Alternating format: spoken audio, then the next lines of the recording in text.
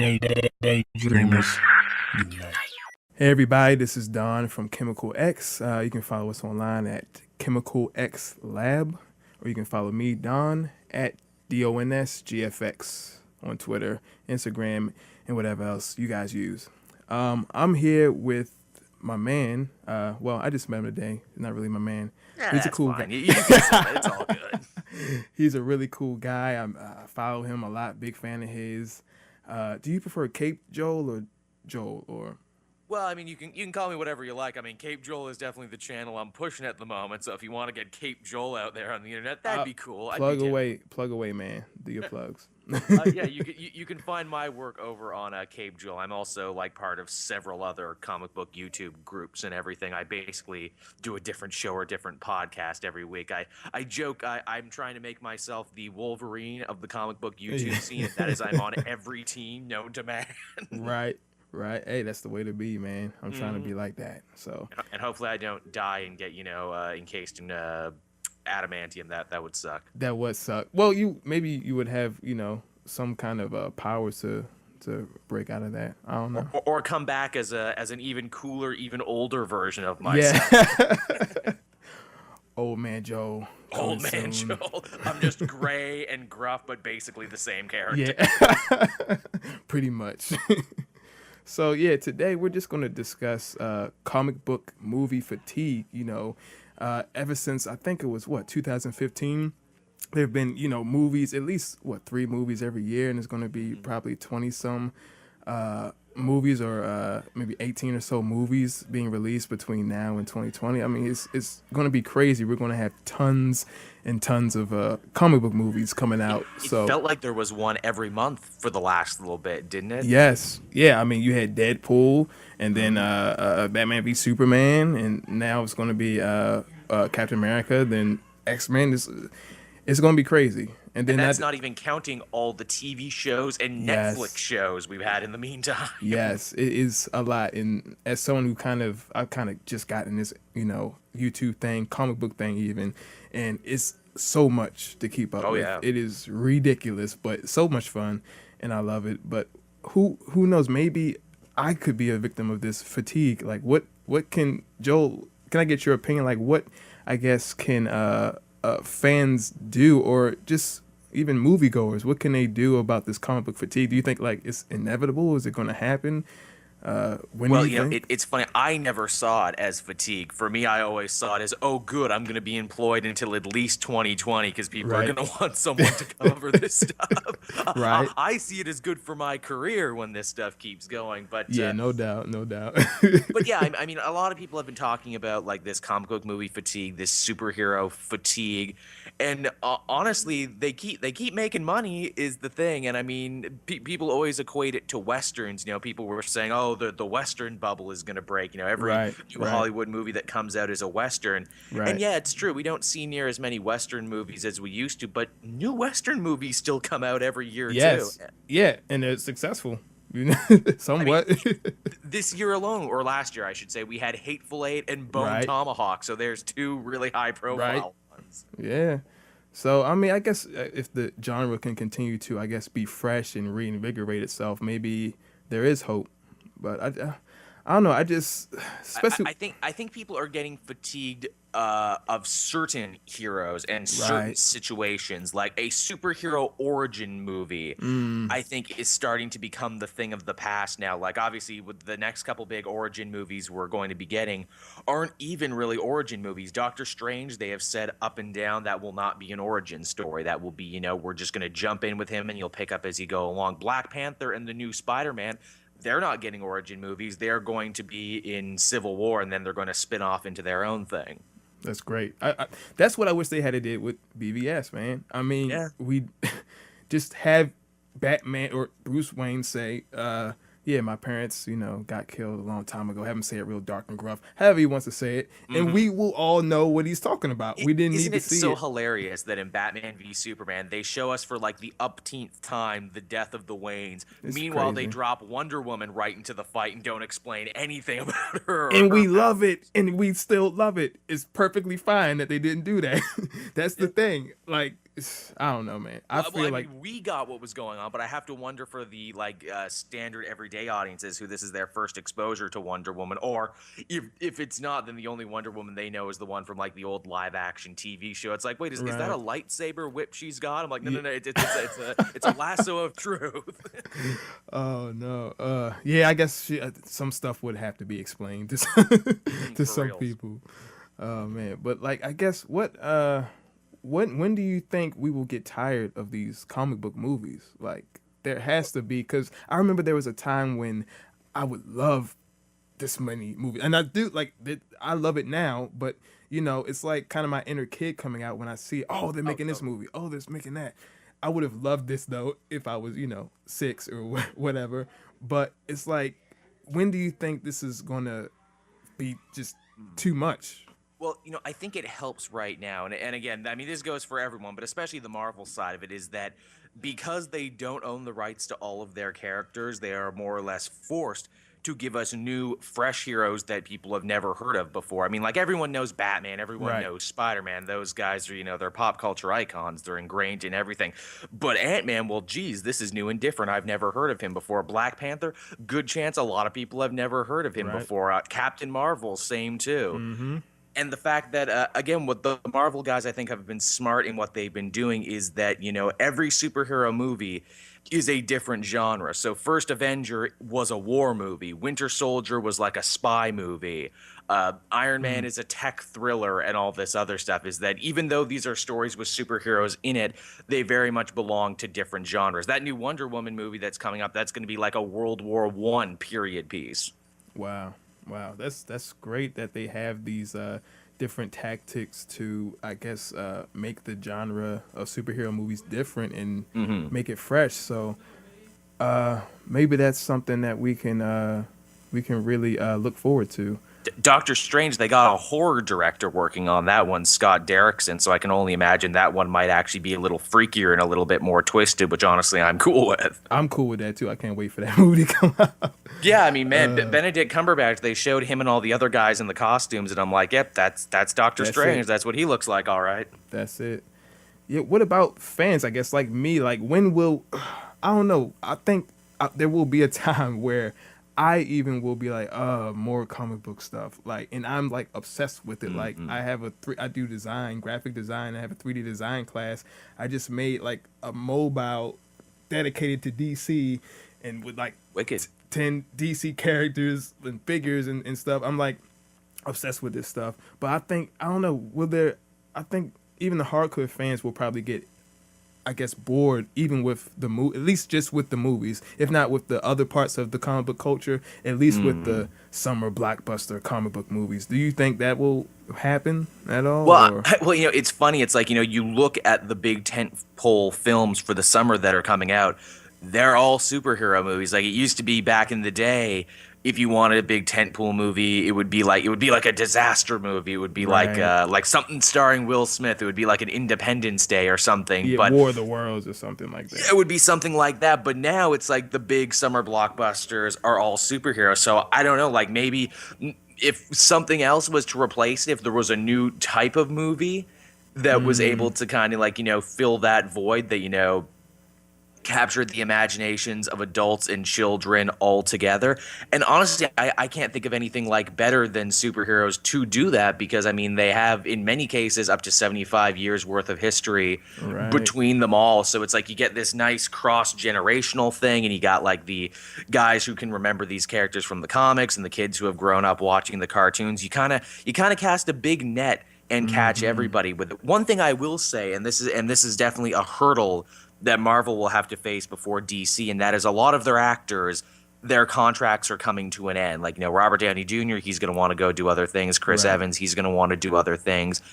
And the question with that, and this could hurt them in the long run if they don't handle this quite right, do you recast the role of Captain America? Do you hand off like the mantle to someone else, or or do you just go on without that character and just never come back to them? I think that's going to be a huge deal, especially because these aren't just movies anymore; these are cinematic shared universes.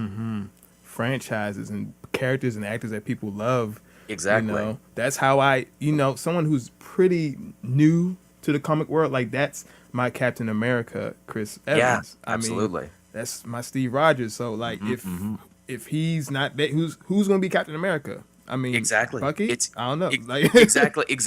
They're those people, and yourself included. You're going to have to face that moment that I'm sure like James Bond fans faced. Back in the day where it's like, oh, what do you mean it's not Roger Moore? What do you mean it's not Sean Connery anymore? Man, I don't like this new guy. The other guy was better. Now, I mean, Batman and Superman, they kind of take to that a little bit more easily because we've had dozens of Batmans and Supermans in live actions before. I mean, people are pretty much used to the fact, oh, this is a new one now? Okay, we're going to get a new actor. It's like, who's the new Batman this time? We're kind of used to that. But like Captain America, who knows? Maybe they can pull it off. I think we'll be lucky if we get as many Captain America movies as we get 007 movies. For real. And weirdly enough, the actor who's done more than any is Hugh Jackman as Wolverine. He's been Wolverine more times than anybody. That is insane. When I think about his career, that is just truly amazing. I'm hearing good things about that third one they're doing. Apparently, they want to go for a proper R rating, so Wolverine can actually cut people this time and not just be stealthy about it. Have that kind of be like the grand send off for Hugh Jackman. Although Jackman is weird because Jackman has said like the last 3 movies are his last time playing Wolverine, and he's always lying. He's always like, "Nah, I'm going to come back and do one more." Yeah, man. I think that'd be great. Also, what about the rated R comic book movie thing? Do you think that could be a trend that could kind of, I guess, ease the superhero fatigue? It kind of already is becoming a trend, and it does worry me, actually. Obviously, Deadpool was a huge hit. It was R-rated. It was probably like the fastest grossing R-rated movie, I think, of all time or close to all time. I haven't. Yeah, I think so. Okay, it was, yeah. And that worked for Deadpool. Because Deadpool is that kind of character where, it's better if Deadpool can say fuck. It's better if he can, cut off his hand and everything like that. I think the problem with that is that a lot of people, and this is on both sides of the fence, both Marvel and DC and all these other companies, and James Gunn wrote a great article on this, the director of Guardians of the Galaxy. He basically said people and studios and bigwigs and money men, they're going to take away the wrong lesson from Deadpool. And we're already kind of seeing that happen because they're like, oh, well, maybe X-Force should be R-rated. Hey, maybe we should get that Lobo movie off the ground. Hey, those Venom scripts we've been kicking around? Maybe we should do that now and R-rated. And I'm like, I don't know, because you got to think Deadpool had so much to offer more than just the fact that it was, it had swearing and it had violence in it. Right. It also had funniness and, it had gags and all this other stuff. If all you're really selling is ultra violence and quote unquote maturity, I don't know if people will follow it in the same droves that they did because of Deadpool, because Deadpool was funny. Let's not forget back in the 90s in comics, everyone thought, oh, grim and gritty's the way to go. Let's do it. And because of that, comic books went out of the grocery stores and out of the drug stores and into like the actual comic book stores. And because of that, the comic industry lost a whole generation of kids who weren't picking up the books. And they're still not even really recovered from that, even in this day and age, even in 2016. I think if anything could hurt the comic book movies as a genre, it would be something like that. If they lost the young people, because it's the thing too. It's like guys like us, we're older. And we're always going to have responsibility and bills and family and other stuff where we're going to have to deal with, so we might not be able to plunk down the money to see the next adventure of our favorite superhero. But the young kids are always going to have disposable income, right, and are always going to want to check that out. And that's a real problem in just the comic books as well. Attracting young readers, that seems to be some of the biggest shakeups and stuff they do is all in the attempt of chasing younger readers. Because that's where the money is, I guess. That is where the money is. And because here's the thing, too. When little Billy and little Susie go to see the movie, they need to have an adult bring them. So when you catch the kids, you're getting one, maybe even 2 ticket sales right on top of that because, mom and dad got to come with them. So that always works.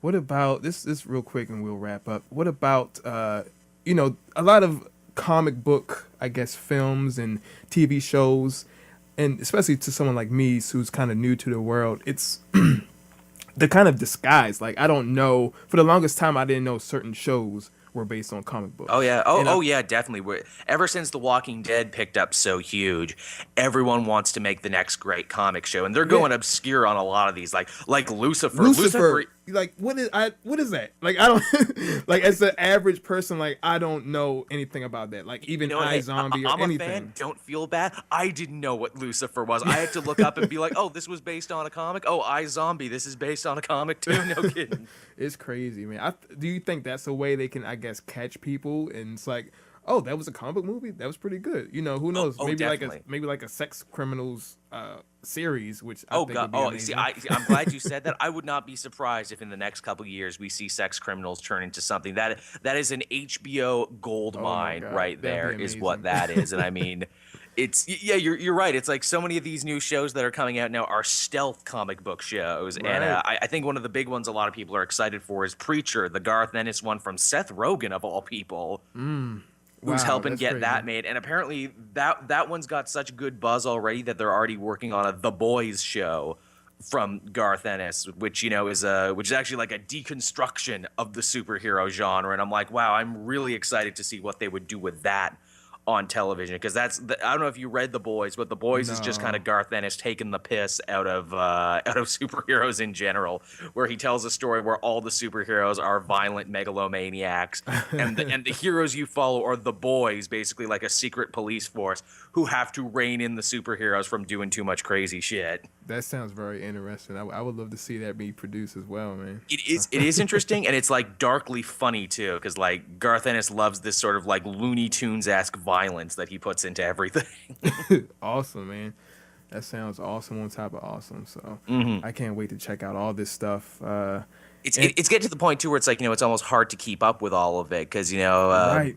I mean, there's almost like a new superhero show every night of the week now, from your Arrow to your Flash to your Agents of S.H.I.E.L.D. and now Legends. It's so crazy to think we started with Arrow, and that's where I started just as a fan with Arrow, and then another one came with Flash, and then another and another and another, and it's so crazy. And then I might not like everything the CW universe does. I'm a huge Flash fan, but I will give them credit endlessly for building a universe out of what few heroes they could use and actually make it a really interesting, really deep, and really compelling comic book universe, and to be able to again bring in people like you and make that be the place where a lot of fans have started. For that, I will always say they have done a great amount of good. And I'm also really bummed because Flash is on break this week. Yeah, that sucks. He comes back next week though, right? I don't know when he comes back. They're doing that weird thing where they come back for one episode, then they leave. I don't think he comes back until like the 19th or something. Yeah, not next week, but the following week he comes back, and it's gonna be the big Jay Garrick episode. Oh, can't wait for that. Can't wait. That's gonna be good. That's gonna be so good. Oh my God, yes, I can't wait. Another thing I will say about the CW universe, and especially about the Flash, because we're on that topic, yes, they change stuff, but they keep true to the theme and the character, and I think that's why people are all about it. I know Kevin Smith did a podcast just recently where he talked about getting to direct an episode for them, and they said they have 3 tenets when they make that show: humor, heart, and spectacle. And I think those really are the 3 big things that really strike a chord with comic book fans and superhero fans, and why they keep coming back, and really why The Flash is as great as it is. Right, that sounds like a perfect recipe right there. That's something. Yeah, humor, heart, and spectacle. That's something everyone should do right there. yeah, really. I mean, if you could get even just one of those things, you're doing good. But if you can get all 3, then then you're in the money. Yeah. Last thing, man. Just what about this, like the CW universe?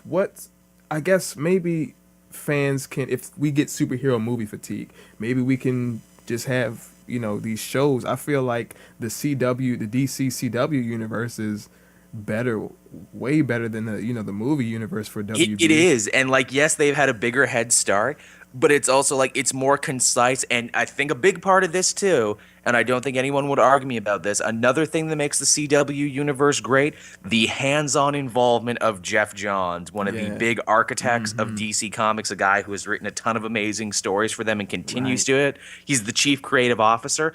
The fact that they actually let a comic book guy in there and actually let him get his hands dirty and kind of know what the fans want and know how to make it appeal, while also, being collaborative with the TV people and everything. I think that is a huge boon for them. Wow. Yeah, I had no idea he was involved that way. That's amazing. That's Yeah, crazy. he's involved with most of them. You can really see his fingerprints on Flash the most because he had a great Flash run, and that's why so many of the Flash stories you see and so many of the Flash characters that show up are characters from his run. Right, right. That's awesome. That's awesome, man. And should they should they just scrap the movie universe and just make TV shows? Man, it's like how great would it be if they said tomorrow, hey, Superman is going to show up on the Flash? Wouldn't that be amazing? It would be perfect. It would work so well. I tell people, I don't know if you watch Supergirl, but I tell people all the time that's the Superman show I always wanted right there. It's like you did it right, and going to see BVS, I'm just like, you did it wrong. How funny is it? How funny is it that the Flash Supergirl crossover came out the same week as Batman v Superman, and you could kind of contrast and compare and just have it kind of be like, oh, you did it right over here, and you did it wrong over there. It's exactly what I did. People like to see their heroes come together and enjoy each other's company and have fun and everything. And I think it's hilarious too that we had that, like, superheroes fighting is the new hip thing, because obviously Batman v Superman and now Civil War is the thing coming up next. I wonder how fans will react to that, because obviously as comic readers, superheroes fighting each other, that's a trope. You fight, then you make friends, then you fight the bigger evil. I wonder, as just like the casual fan, I wonder if they're going to be like, man, what do the heroes not like each other all of a sudden? Right. There's definitely going to be that question. Why are they fighting? Why is there a civil war? I think with Civil War, again, because they have so many more movies to draw from, they kind of were able to plant the seeds and stuff like Ultron and everything, and say, this was inevitable, guys. This was either the government were going to come in and mess with us unless we get our own stuff under control. The early reviews were coming in for Civil War last night because the embargo broke, so critics were finally able to say some stuff. Oh wow, how are they? All very, very positive. They say Black Panther is amazing and steals the show, and they say that this is hands down the best cinematic Spider-Man we've ever gotten. They say he's hilarious. You just sold me on that movie. I was already going to see it like wholeheartedly, but now I'm definitely without a doubt getting midnight tickets to. Those were my two big things too. Where it's like, but what about Spider-Man and Black Panther? Yeah, and they're good too. Okay, I'm ready to go. Good. They say Boseman does a great job playing a king, and everything, because he's regal and he's well spoken and everything. But the second he puts that costume on, he becomes the Black Panther, and he's all ferocity and get out of his way. That sounds awesome, man. I love to. I'm sure you've seen it in the trailers and whatnot. T'Challa, Black Panther, he's there at a peace conference at like the UN, and then a big explosion rips through, and then next time you see him, he's in the costume, and I'm like, yep, that's T'Challa for you right there. He's like, I could let other people handle this. I mean, I'm a king and I'm a politician. I could delegate this, or I could put on my costume and start messing people up on my own. I like the second option way better. You brought the fight to me, T'Challa, and now I'm ready to bring the fight back to you. Yes, sir. That sounds awesome, man. Actually, I don't know if you've seen, but the new Black Panther comic that came out this week. I have it. I have it on my pull list, man. I have yet to get it, but it is getting read. It's nice. What's cool about this one is written by a dude, Ta-Nehisi Coates, who's a political writer for The Atlantic, and an actual African is the thing too. And I think that's so awesome that he's able to bring this like different sort of like worldview to a Black Panther book and infuse it with stuff that's going on in the real world. It's also a very literary comic and a very wordy comic too, because obviously this guy wrote books before he wrote comic books, and he brings a lot of that into what he's doing. I did not know that, but that's definitely going to make me read it with different eyes and really try to get into it. That sounds amazing. It's a very smart written comic, like just the words and sentence structure that he uses, where I'm like, yes, you did right. You were a journalist before you got into comics, I can tell. Oh man, that sounds great. Yeah, I'm gonna definitely pick that up. Definitely. Yeah, it's damn good comic this week. Lot of good comics came out this week, actually. Yeah, man. I have a lot to get to. I'm actually like a couple weeks behind. Also I want to catch up before Rebirth. Before the first Rebirth comics come out. And Rebirth is gonna be good. Rebirth is one of those things I am more excited to read every new Rebirth title that they announced than I was for new 52 titles. Like Rebirth is one of those things where I'm like, man, all of these look good, and all of these new writers you got on, I kind of want to see what they bring to the table. Right. For me, it's like all new kind of. So I wasn't into comics during the New 52, but like, in getting into it, I, discovered the whole world and how everything works. But this is kind of my first, I guess, even though Rebirth isn't a reboot, but it's like my first reboot or whatever. Renumbering. Yeah. So it's like a big event for me. I can't wait. And as a fan, it's like a little taste of Christmas, isn't it? Like, ooh, everything's new and shiny. Yeah. As a Black Canary and Birds of Prey fan, like, I can't wait to see that book. Like, the Huntress is back, and Black Canary and Batgirl. I can't wait to read these. I kind of hated what the Black Canary book was. Me too. I'm even more excited for Black Canary because not only is she going to be really cool in Birds of Prey, but finally they're going to be bringing her back into the Green Arrow book. And I really like the dude who's writing Green Arrow now, Benjamin Percy, because the tagline for the comic where she shows up is like, finally, Oliver and Dinah back together again for the first time. And I'm like, good. And that seems to be a push across DC Rebirth, is putting the classic couples back together. Superman is back together with Lois, or whichever new Superman we're going to be left with in Rebirth. That's kind of up in the air in the moment. Green Arrow going to be back with Black Canary. I think they're putting Flash back with Iris. I'm not sure yet. Oh, that's awesome, man. Because, for someone who's new, that's what I want to see. I don't want to see all these, different relationships and weird relationships. I want to see the original ones, You want the classic stuff. It's funny you should say that, because I think this is so true about comic fans in general, and that is new fans, because we just talked about, like, comic companies trying to get the new fans and everything. New fans become old fans very quickly, especially because of guys like me saying, like, oh, you think that's cool? Well, back in the day, Green Arrow was in a relationship with Black Canary. And it was really awesome, and they were really funny and really cool together and everything. And you hear about that and you go, man, I want that. And then the writers hear that and go, man, maybe we should give them that. Yeah, and that's what you see on the cartoons, and that's what Exactly. what they draw inspiration from for the TV shows. And you're like, why isn't it like this in the comics? It's completely different in the comics. What the it's such a weird thing of lateral movement. Like another instance where that happened was in the animated movies, like the shared animated universe they're doing now. They did a big push after the Flashpoint movie where they're like, okay, these are all going to be in continuity now, and they're all going to draw inspiration from the New 52. And because animation takes so long to do, and because making movies take so long to do, they only did that for like 4 movies. And now when Justice League versus Teen Titans came out, that newest animated movie, they're already moving away from that because that dropped on the same day as the DC Rebirth news. Oh my God, are you kidding me? I'm not. It's even funnier. The Teen Titans team you see in that animated movie is going to be essentially the same Teen Titans team who's going to be in the new Rebirth comic. Wow. Yeah, hey, right down to right down to Blue Beetle and Damien and Starfire and Raven. Oh wow. Hey, I'm a Starfire fan. I can't wait to see more of her, man. I don't know if you've seen that Justice League versus Teen Titans movie, but they do something really interesting with her in that movie where they make her the leader of the team for a change. Awesome. I can't wait to see that. Yeah, she's the leader and the den mother, and I'm like, yeah, you know what? That actually makes a lot of sense. She's a senior member. She's super strong and, has a great power set. Why doesn't she lead and help mentor these kids? And here in the comics, she totally does. Yeah.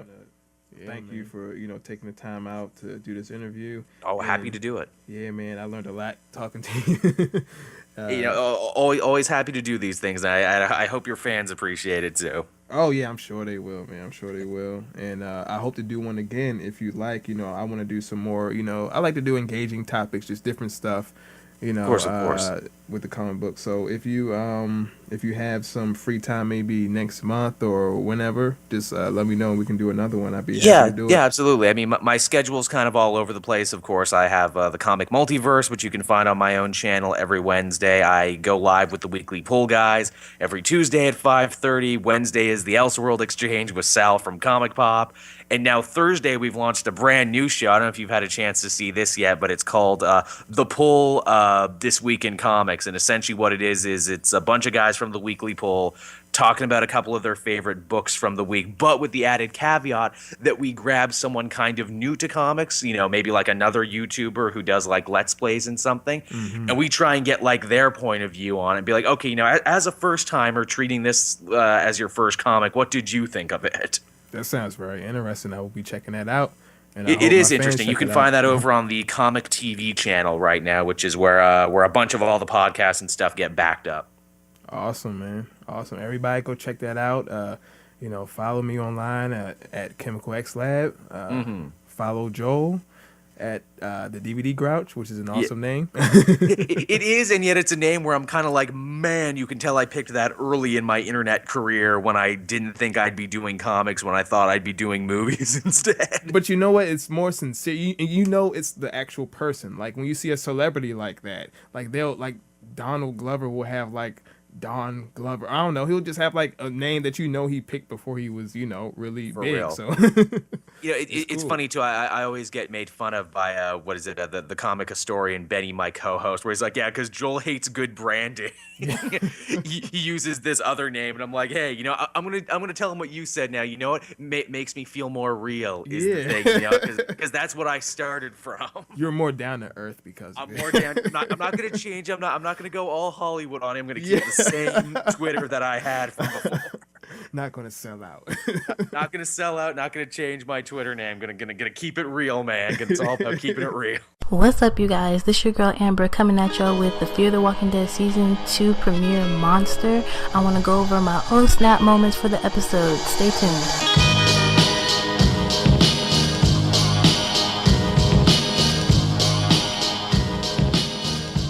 Before we get started, let me drop this quick spoiler alert for you guys.